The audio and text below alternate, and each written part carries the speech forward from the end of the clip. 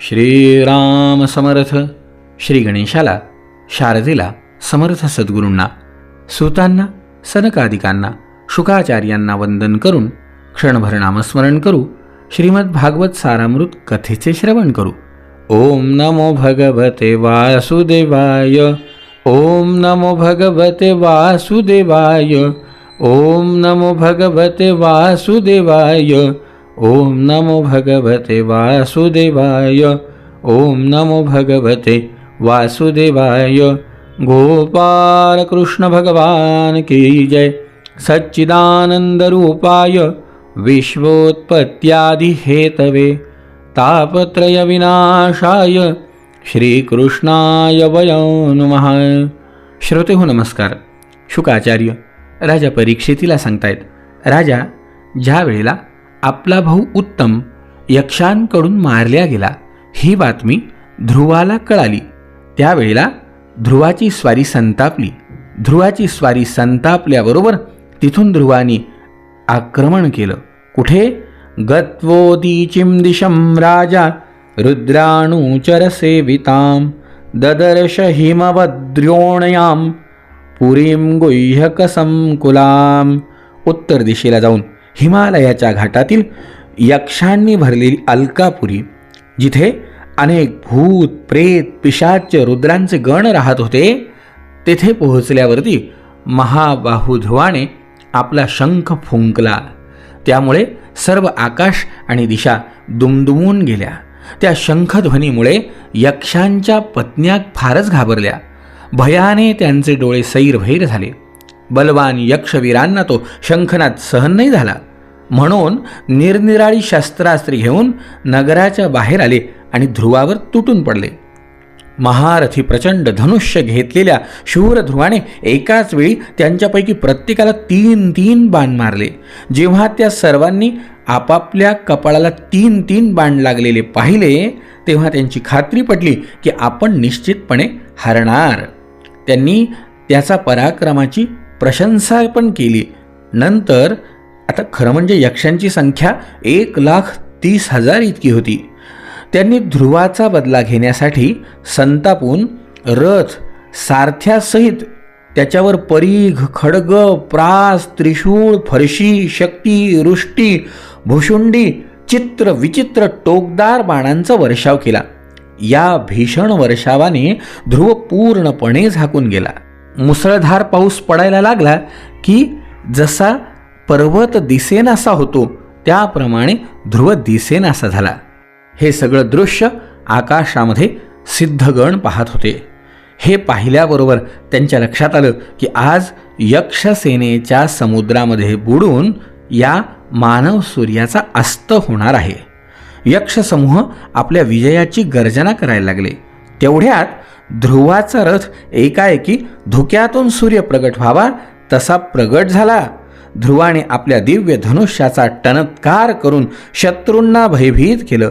वाऱ्याने ढगांची दाणादाण उडावी तशी बाणांचा वर्षाव करून त्याने अस्त्र छिन्न विछिन्न केली. त्याच्या धनुष्यातून सुटलेले तीक्ष्ण बाण यक्ष राक्षसांची कवच छेदून त्यांच्या शरीरात इंद्राने सोडलेले वज्र पर्वतांप्रमाणे घुसावे तसं घुसत होते.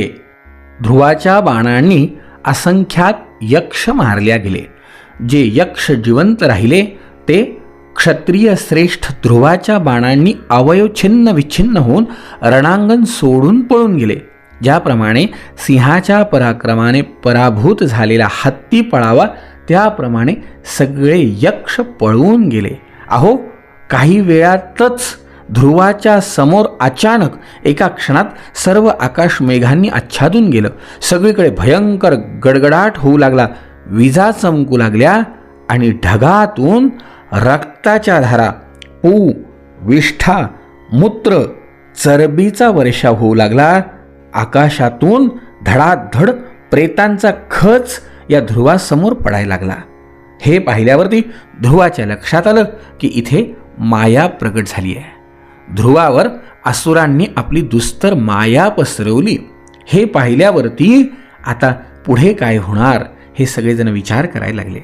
तेवढ्यामध्ये ध्रुवाणी नारायण अस्त्राची प्रार्थना केली. नारायण अस्त्राची प्रार्थना करून मुखाणी तर त्याच्या आपल्याला माहिती आहे अखंड ओम नमो भगवते वासुदेवाय, ओम नमो भगवते वासुदेवाय, ओम नमो भगवते वासुदेवाय, ओम नमो भगवते वासुदेवाय.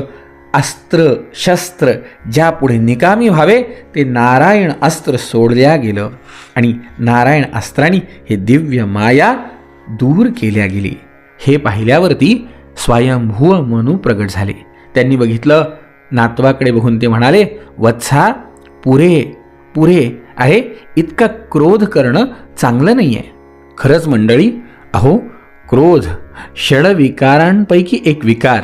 या विकाराबद्दल समर्थ रामदास स्वामी सुद्धा म्हणलेत, क्रोधा एवढा महावैरी असता आपुले शरीरी, जो ज्ञानाची मिरवे थोरी, तो आत्महत्यारा जाणीजे. ज्याच्याजवळ क्रोध आहे त्याच्याजवळ ज्ञान असून उपयोग नाही. का? कारण ज्ञानी माणसांनी क्रोधावरती विजय मिळवला पाहिजे. जर ज्ञानी माणूस क्रोध करायला लागला तर समजायचं की तो ज्ञान असूनही आत्महत्यारा, कारण स्वतःचा घात त्या क्रोधाने होतोय हे त्याच्या लक्षात का येत नाही. सोनईचे अण्णा महाराज जगदंबेची प्रार्थना करताना नेहमी म्हणायचे, आई नको येऊ देऊ क्रोध मला, शरण मी आलो अंबे तुला. नको येऊ देऊ क्रोध मला, शरण मी आलो अंबे तुला. का? कारण या क्रोधाने बहु आडले, जागो जागी ते नडले. काहीही करायला हातात घेतलं आणि समजा क्रोध आला तर या क्रोधामुळे आहे ते काम अडून पडतं. म्हणून मनू महाराज ध्रुवाला समजावून सांगतायत, ध्रुवा अरे तू विनाकारण हा जो निर्दोष यक्षांचा संहार करतोय ते आपल्या कुलाला अजिबात शोभणारं कर्म नाही. तू हे जे कर्म करतोय साधू पुरुष या कर्माची निंदा करतात. मला मान्य आहे तुझं भावावर खूप प्रेम होतं, पण त्याच्या वधाने संतप्त होऊन तू एका यक्षाचा अपराध या सगळ्या यक्षांना त्याची शिक्षा का देतोय? अरे या जड शरीरालाच आत्मा समजून याच्यासाठी पशूंप्रमाणे प्राण्यांची हिंसा करणे हा भगवत सेवा करणाऱ्या साधूंचा मार्ग नाही. नायम मार्गो हि साधूनाम ऋषिकेशानुवर्तिनाम. बरं तू सर्वभूतात्मभावेन भूतावासं हरिं भवान, आराध्यापदुराराध्यं विष्णोस्तत्परमं पदम. प्रभूंची आराधना करणं फार कठीण कर्म आहे, पण बालपणीत संपूर्ण भूतांचे आश्रयस्थान अशा श्रीहरींची सर्व भूतात्म भावाने आराधना करून तू त्यांचं परमपद प्राप्त केलंय. मग आता तुझी ती दृष्टी कुठे गेली? अरे भगवंत तुला आपलं समजतो, तू साधूजनांचा मार्गदर्शक आहे. तू असं कर्म करणं कितपत योग्य आहे हे मला आवडलं नाही. म्हणून महाराज त्याला समजावून सांगतात की नाही हे तुझं चुकलंय, ऐक माझं. तू हे माझ्या भावाला मारणारे आहेत असं समजून इतक्या यक्षांचा संहार केला, त्यामुळे तुझ्याकडून भगवान शंकरांचा सखा कुबेर जो यक्षांचा अधिपती आहे याचा मोठा अपराध झाला आहे. म्हणून पुत्रा, जोपर्यंत महापुरुषांचे तेज आमच्या कुलावर आघात करीत नाही तोवरच विनम्र भाषण आणि विनय यांच्याद्वारे ताबडतोब जा आणि कुबेरांना प्रसन्न करून घे. स्वयंभू मनूंनी आपल्या नातू ध्रुव याला उपदेश केला. तेव्हा ध्रुवाने त्यांना नमस्कार केला आणि ध्रुवाची स्वारी महर्षींसह यक्षपती कुबेराकडे गेली. ध्रुवाचा क्रोध शांत झाला आणि त्यांनी यक्षांना मारणं बंद केलेलं पाहून भगवान कुबेर तिथे आले. भगवान कुबेरांची स्वारी समोर आल्याबरोबर यक्ष, चारण आणि किन्नर त्यांची स्तुती करायला लागले. त्यांना पाहिल्याबरोबर ध्रुवाने हात जोडले. त्यावेळेला कुबेरजी म्हणाले, भो भो क्षत्रिय दायाद परितुष्टोऽस्मि ते नघः. हे निष्पाप क्षत्रिय कुमारा, तू आपल्या आजोबांच्या उपदेशानुसार सोडण्यास कठीण असे वैरही तू सोडून दिले, त्यामुळे मी तुझ्यावर संतुष्ट झालोय. खरं सांगू का ध्रुवा, तू यक्षांना आणि यक्षांनी तुझ्या भावाला मारलंच नाहीये. सर्व जीवांची उत्पत्ती आणि विनाश याला कारण तो एकमात्र काळच आहे. हे फक्त निमित्त आहे तुझं आणि यक्षांचं. जीवाला अज्ञानामुळे स्वप्नाप्रमाणे शरीरातलाच आत्मा आपण स्वतः मानल्यामुळे मी तूही मिथ्याबुद्धी उत्पन्न होती. त्यामुळे मनुष्याला बंधन आणि दुःख प्राप्त होतं. हे ध्रुवा, आता तू घरी जा. भगवान तुझं मंगल करो. तू संसार पाशातून मुक्त होण्यासाठी सर्व जीवांच्या बाबतीत समदृष्टी ठेवून चराचर रूप भगवान श्रीहरींचं भजन कर. ते संसार पाश छेदणारे आहेत. त्याबरोबर विश्वाची उत्पत्ती आदी करण्यासाठी आपल्या त्रिगुणात्मक माया शक्तीने युक्त होऊन सुद्धा तिच्यापासून ते अलिप्त आहेत. त्यांच्या चरणांचं भजन करणं हेच तुझ्यासाठी योग्य आहे. मी तुझ्यावर प्रसन्न झालोय. तुला अजून काही मागायचं आहे का? त्यावेळी ध्रुवाने हात जोडले. हात जोडून तो म्हणाला, ज्यामुळे मनुष्य सहजपणे हा दुस्तर संसार सागर पार करतो ते श्रीहरीचे स्मरण मला नित्य राहू द्या, एवढीच माझी प्रार्थना आहे. यक्षपती कुबेर प्रसन्न झाले. प्रसन्न मनाने त्याला भगवत स्मृतीचा आशीर्वाद दिला, वर दिला. वर दिल्याबरोबरच कुबेरांची स्वारी अंतर्धान पावली. त्यानंतर ध्रुवाची स्वारी आपल्या राजधानीत परत आली. मंडळी, शीलसंपन्न ब्राह्मण भक्त दीनवत्सल आणि धर्ममर्यादांचे रक्षण करणाऱ्या ध्रुवाला त्याची प्रजा साक्षात ईश्वर पित्या समान मानत होती. अहो, एवं बहुसवं कालं महात्मा विचलेंद्रियाः त्रिवर्गौपैकं नीत्वा पुत्रायादानृपासनम्. अशा प्रकारे निरनिराळ्या ऐश्वर्य भोगांद्वारे पुण्याचा आणि त्यागपूर्वक यज्ञादी कर्मांचा अनुष्ठान पापक्षय करीत 36,000 वर्षपर्यंत ध्रुवाने पृथ्वीचं राज्य केलं. जितेंद्रिय महात्म्या ध्रुवाने अशा प्रकारे धर्म, अर्थ आणि काम यांचं पालन करीत पुष्कळ वर्ष घालवली आणि त्यानंतर आपला पुत्र उत्कल याच्यावर त्यांनी राज्यभार सोपवला. राज्याभिषेक झाला आणि हे संपूर्ण विश्व मायेने भरलेलं पाहून एक क्षण मनामध्ये ध्रुवानी बदरिकाश्रमाकडे प्रयाण करण्याचा निर्णय घेतला. तिथे जाऊन पवित्र जलामध्ये स्नान करून देह इंद्रिय शुद्ध केलं. त्यानंतर स्थिर आसनावर बसून प्राणायामाने प्राणवायूला स्वाधीन केलं. त्या पाठोपाठ मनाच्या द्वारा इंद्रियांचा बाह्य विषयांपासून त्याग करून विराट स्वरूपाचं चिंतन करीत करीत करीत निर्विकल्प समाधीमध्ये ध्रुवाची स्वारी लीन झाली.